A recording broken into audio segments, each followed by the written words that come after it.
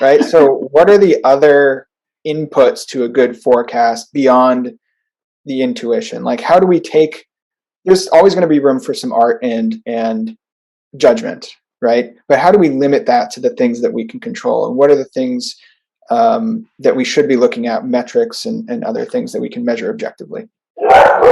I'll say just one thing to think about as a specific AE, like how you can be better about your opportunity management and your forecasting as well. And I realize I'm saying this pot calling kettle black here because I didn't update my next steps, but I think that's a really important part to keeping that data integrity in line. So either looking at the close dates, looking at your next steps, looking at what's in there in terms of your contacts. Are you multi-threaded? Are there, multiple people that are part of your buying circle? There absolutely should be, obviously, especially in enterprise deals.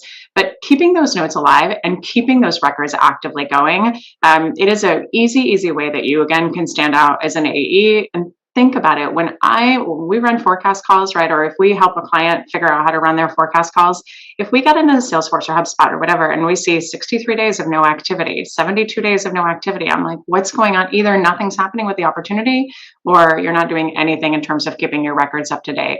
Especially in this remote world, right, where we don't have as much visibility in the office into our bosses and what we're doing, keeping your records updated and what you're actively working on helps them see everything that you're doing and trust the process is going to move along. I think the next step is so I agree with everything that Sam just said, but I think we have to get out of the realm of depending upon the rep as the data input on activity, because that's not going to work. I mean, I've tried carrot and stick. You're going to move the needle so much because reps just don't want to spend a lot of time in CRM. There's no ROI for them. They'd rather be out selling.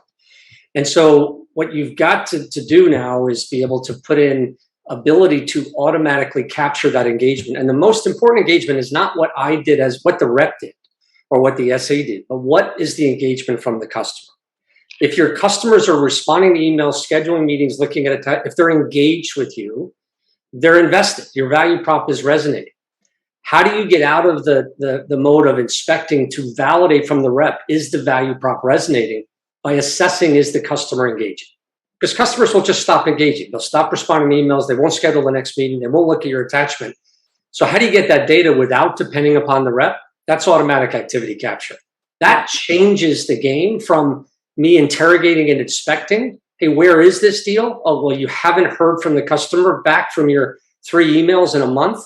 Like the rep may either not tell me the truth, may not know that deal has really gone quiet, or maybe naive enough to think the customer's going to come back, but statistically they're not. Like that's what I mean by leveraging data to get out of this interrogation game. That's what changes the whole approach going forward. Yeah, I completely agree with you, Todd. And I was chomping at the bit to jump in. Not that I don't disagree with you, Samantha. I think that you have to have your processes in order. We haven't really talked about this, but I think it's really important. You have to have a sales methodology in place, right?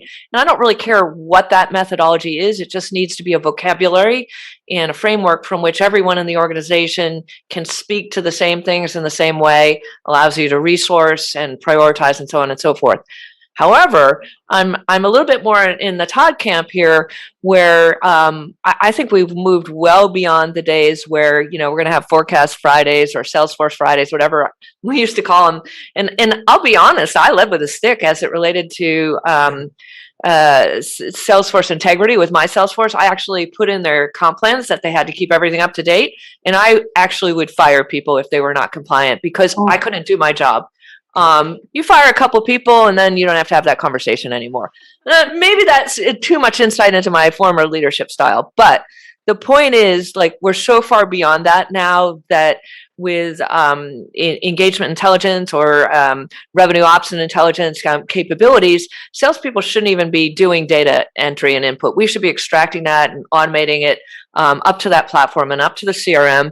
And then the signals that we should be looking at are exactly what Todd said, which is, how is the buyer engaging? So like you said, Samantha, is it single threaded, or do we have 11 people? Like Gartner says, 11 people are typically involved in an enterprise decision.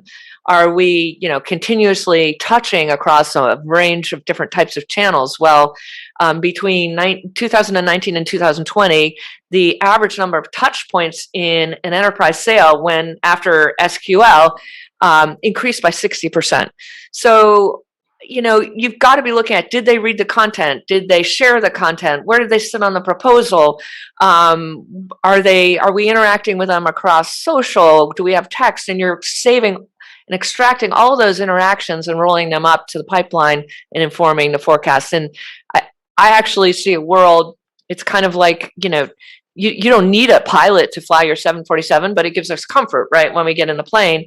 Today, I don't even think salespeople should be forecasting. I think we should be extracting all of that information automatically. And then, at the management and higher levels, you start to overlay the art on some of the data. But I don't know, maybe I'm being controversial.